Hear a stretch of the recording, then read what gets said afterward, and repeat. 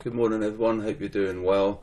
You had a nice weekend. We're back here on Monday now, so I'm just going to show you the COT data and we're going to try and tie this up in with the bubbles. So we can see the euro weakness against the dollar.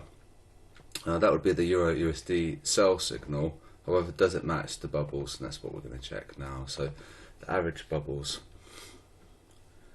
And once it loads, not really, because what's happening is that the euro is stronger than the dollar.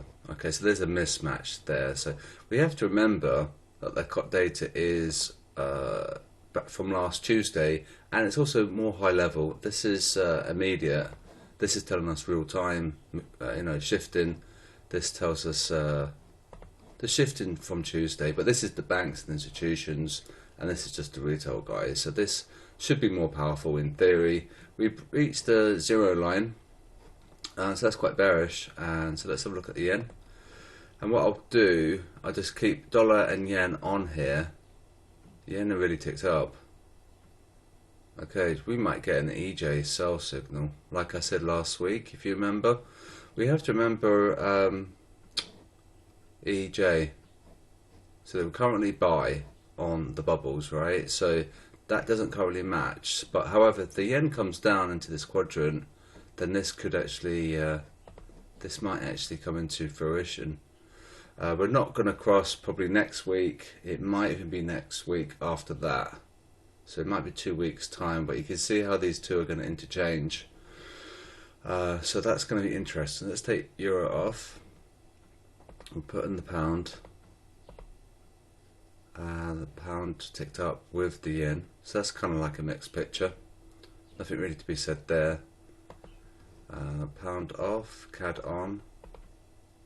CAD ticked down, however, we look at the bubble, CAD strong. Right? So whether or not we're going to have to trust the COT data or trust the bubbles. I mean, the Canadian dollar is above zero. So it's quite positive. This is a big sell-off here, so it's a bit of a mismatch there. Done euro. We'll look at gold quickly. Gold ticked up ever so slightly. We went from 154, 163. So I think we've got these supports. Yeah, we have got that support now. So I was thinking we might have broken that and continued lower, but we didn't, and this actually agrees with the bubble. So up, you see, and there, it's a buy. Alright, so it's shifted 13% already over Asia. That's a big move. If it continues, it's going to bunch the bubbles up again, which is going to be a little bit frustrating, but that's just one of those things. So gold matches the COT data, and let's take gold off. Then we'll look at Kiwi. Up. Let's look again. No, right? That doesn't match. That's fine, because these are subject to change, and these are probably going to whipsaw anyway. So there's the Kiwi up with the dollar and the yen. So that's a mixed picture for the Kiwi if you're trading against the yen or the dollar, of course. Take Kiwi off, let's look at the Swiss franc, and then that's it, I guess. Did I cover? Oh no, didn't do Aussie. I didn't do Aussie, did I? Let's take Swiss off. Aussie is up with the yen and the dollar, and likewise we know where the Aussie bubble is. It's over here in the strong sell section, so that's a mixed picture. Let's take Aussie off, and then we'll do Swiss franc, and then we're done. So the one that did match was gold for a buy, so maybe look for longs on gold.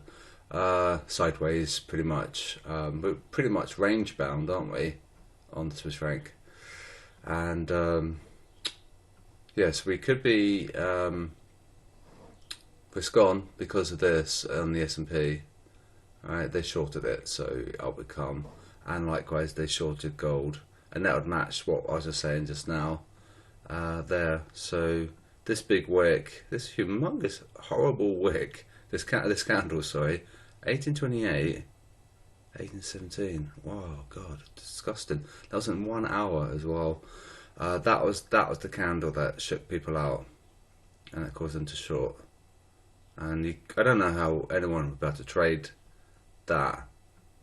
You just wouldn't. If you were trading sensibly, you would have got stopped out on both sides, because you shouldn't have like that larger stop loss. It's just horrible. So that's very naughty, and that's probably the intention of wiping people out, I think, as a wipeout candle, and up it comes. So that's it, I guess. So just trade carefully. You've got the bulletin to read at your leisure. It shouldn't take 5 minutes to read, maybe 2 minutes, I guess, and it should be quite powerful for you because it tells you everything that you need to know about risk and sentiment and things like that. So have a good day. I'm probably going to be chilling today, and I'll be working on this. I'm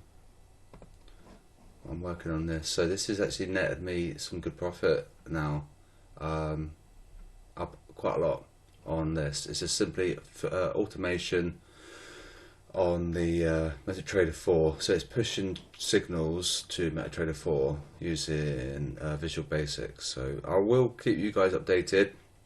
I'm going to do a month's more testing, and at the end of this month, if it's if we're massively in the green, then I'll share the details about doing it. But I should be able to just simply save this file, and then you just open that file. Then what you'll need to do is change that value to your account number, and that's of course if you want to do this particular pair, and you might not want to do the Euro USD. But the reason I chose the Euro USD is because of the zero spread for IC markets.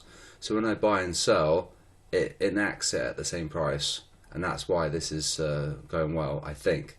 So more testing required. So hopefully the COT Data video was useful. Hopefully the bulletin was useful, and don't forget, you can do the IC markets affiliate link if you wanted to help sponsor these videos, and then more than welcome to do that. So I'll speak to you guys soon. Have a good day, and I'll see you tomorrow.